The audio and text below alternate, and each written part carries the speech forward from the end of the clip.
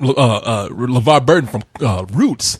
Yeah, you know what? It's funny. Kunta Kinte. Every time I go to the video store, that fucking DVD is always like right in my face, and Roots, and you see like the Reading Rainbow. All I think is, look, it's Reading Rainbow. Oh, with handcuffs. He's looking at me like he wants me to unlock those handcuffs or something. I don't know what to do. Should I rent it, or I don't know? It's like kids are going and looking at that. They're like, why is the Reading Rainbow man in chains? I know. It's like, somebody help that guy out. He looks like kids like, goddamn, what book did he read that they had to chain his ass up? I mean, that picture literally says "help me." If you look up "help me" in the dictionary on the internet, it's gonna have a picture of LeVar. It's got Kunta Kinte. Oh, Kunta Kinte. He still needs help. Yeah, kids. I know now. You young kids don't know anything these days. You don't read. You don't know about your past. Now back in the 70s. There was a show that came on called Roots, and it was popular because it's a miniseries. It was a miniseries from Alex Haley, and Alex Haley is the black author who went through his own ancestry and tracked his ancestry from slaves up to the present time that he was writing that book. Yeah, and it was he made a chronological a history of it in this book. I can't look at it. I'm trying to say chronological order of it, and I was like a fucking history. He got the chronic. Yeah. He had down. He got the chronicles. He got the chronic. He helped Dr. Dre with his album after he wrote Roots. The soundtrack for Roots was made by Dr. Dre. The Chronic Part 3, Roots.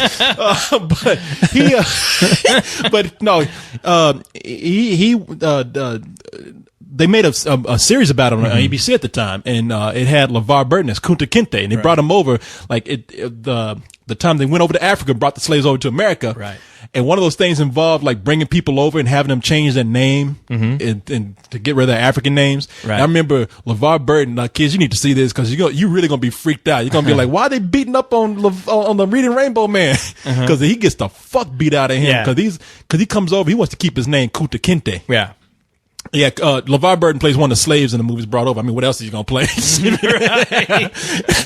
Not Jordy. Not yet. Not yet. It'd be funny they did a Star Trek episode where they go back in time, and it's Jordy. Like looking at Kunta Kinte. He's like, what?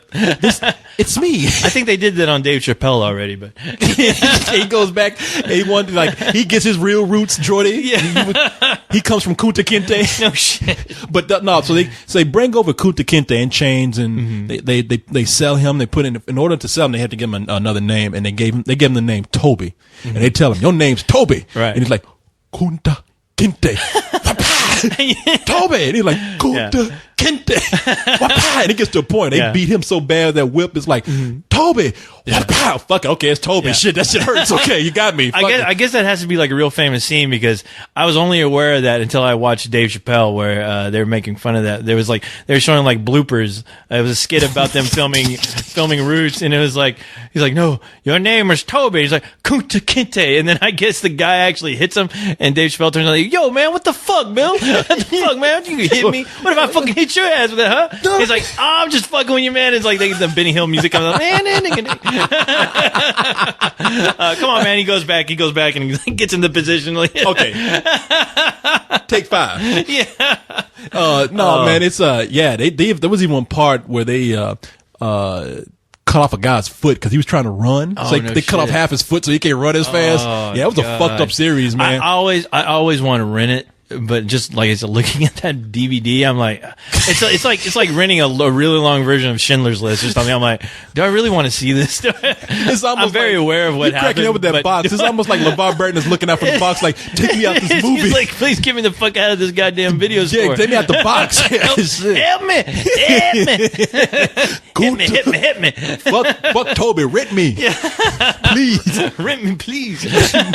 But yeah, so and now and it was funny because I saw LeVar Burton in another movie. I was like, does this guy only play people that are that can't talk and get beat up? Because since he was from Africa, he couldn't really talk that well. Oh, really? Yeah, because he came over, he couldn't talk English that well because he's from Africa. And then LeVar Burton was in another movie called Dummy. I mean, I was like, first of all, can you imagine getting a script for Dummy? It's like, so who am I? You're the dummy.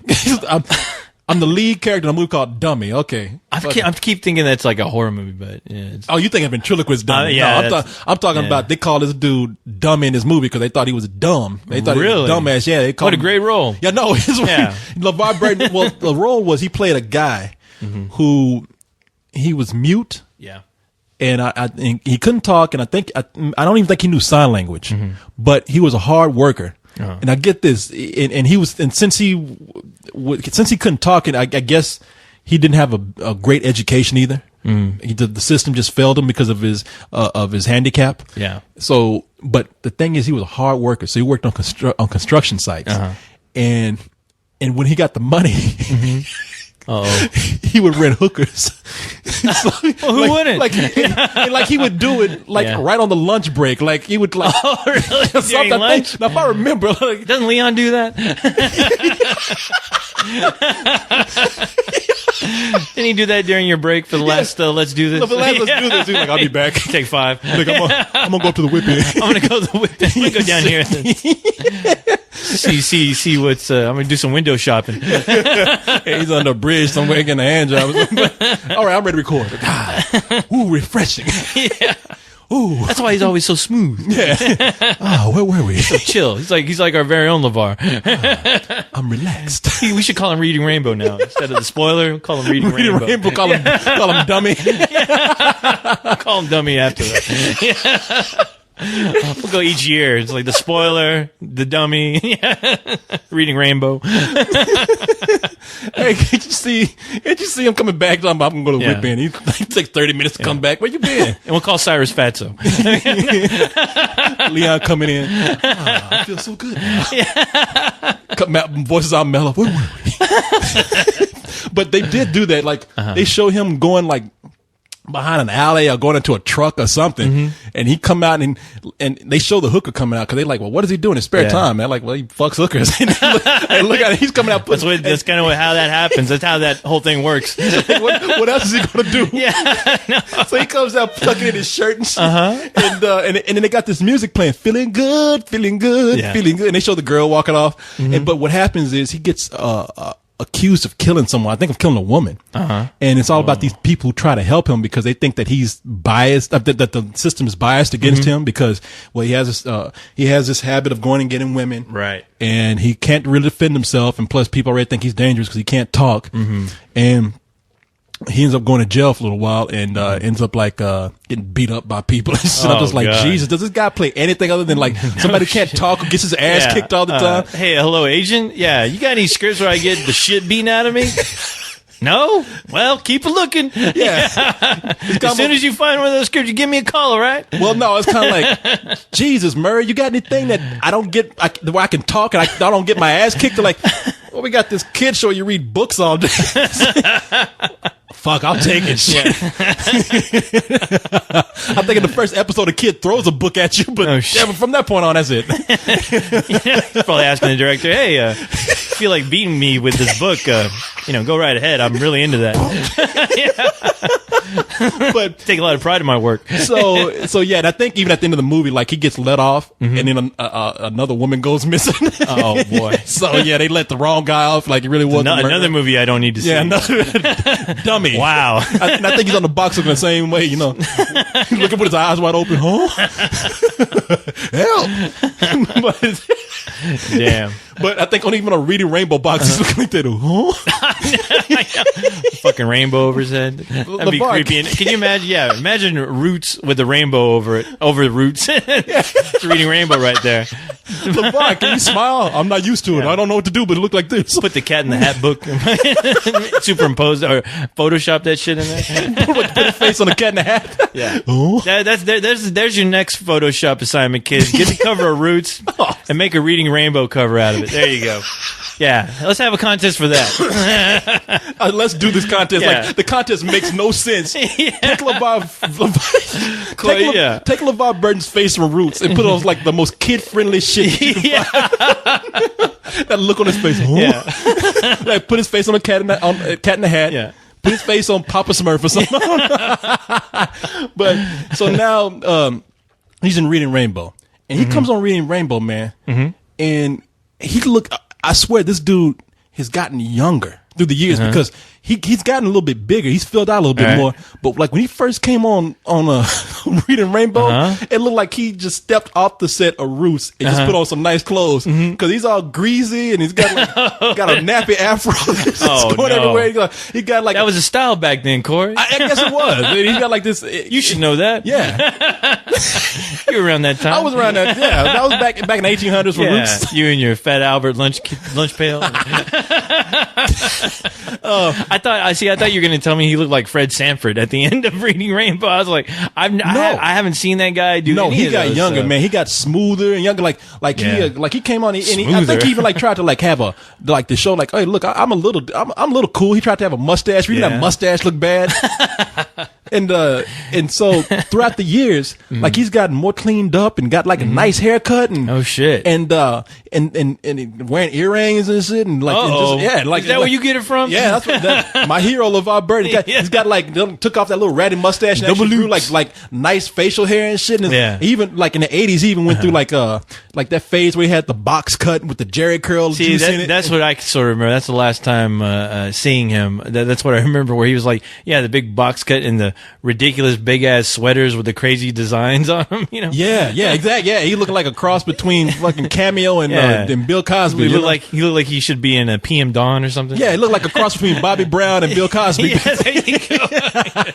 But but throughout the years, he just like looked like just better, man. Looking like it's almost like he's getting younger or something. But damn, I was like really almost 30 years. This fool has been on Reading Rainbow and looks like he did back then, except like with nicer clothes and a nice haircut. Just be buying plenty of that oil of Olay. Yeah, I'm telling you, that dude. Cocoa butter works wonders for your skin, Corey. Shit, that motherfucker's drinking goat blood. Goats have been look at like when he leaves a set, he's like, okay, kid, see ya. He gets back there and there's a goat like, please no, Goatsy back. Yeah, Goatsy's like, oh shit. Yeah, I hate to do this, but I gotta keep looking young. No, man.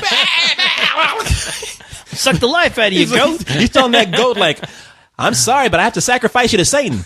But you don't have to take my word for it. Oh, my God. Did you just write that down? I did, man. I've been waiting to say that all night. Is that what you were doing before we started? I was in my notebook. I noticed joke, LeVar, Reading Rainbow. Somebody drinking blood.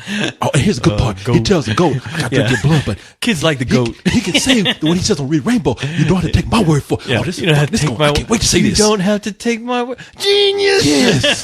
People see that. People recognize that. Man, co-host is going to love this shit. Yo, man, I can't wait to tell him. He's going to get his laugh on. Can't wait to start the show. It's going to be a good show. It all hinges on this joke, too. Yeah. Best part of the show. Hope he doesn't make any ridiculous jokes about it. Roger Avery's wife going through the window. I know. That's tasteless. That's terrible.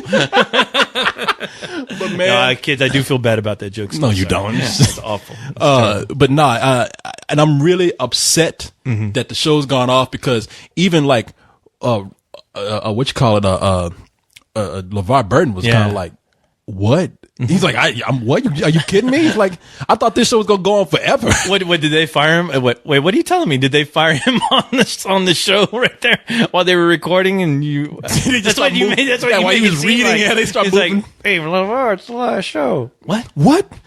How? But this is Reading Rainbow. Yeah, he's got a book in his hand and he's in front of in front of a bunch of kids and he's like, what the fuck? Rainbows are forever. Yeah. Not this one, LeVar. You can't cancel this show. Yeah, fuck, you know who I am? Yeah. I'm Jordy from Star Trek. Canceling the show's like canceling Christmas. I was going to get there, motherfucker. No, it was cool because he used to go out and he used to do all kind of, it wasn't like he just read books. Yeah. He used to go out and do all kind of stuff and like, walk around. Yeah, he did walk around. Go outside. He'd open a door and close a door. Yes. I think it was in Paranormal Activity. That was LeVar Burton. No, he was but he'd do all these activities like he'd take you to like show you what it's like to go skydiving on a hot air balloon. Oh, that's right. You're right about that. You go to other countries to go to festivals and shit. And it was like take you to the milk factory. Yeah, he did all kind of shit. Man. It was cool. Anything they could find. Anything they could find him to do. Just something different. And yeah, he always acted like so interested in what was going on. Oh, so the milk gets processed, pasteurized, and it goes through this tube into this bottle and right on my front doorstep. What? Wow. He's like, you mean to tell me that this white stuff Yeah. comes out of this animal right here. It's called a cow, LeVar. Wow. Thank you, Julie, for showing that. I think I have a book about it. And thank you for making sure milk gets to my house. What a gal. Wow. Wow, we were. And you know what? He be reading books at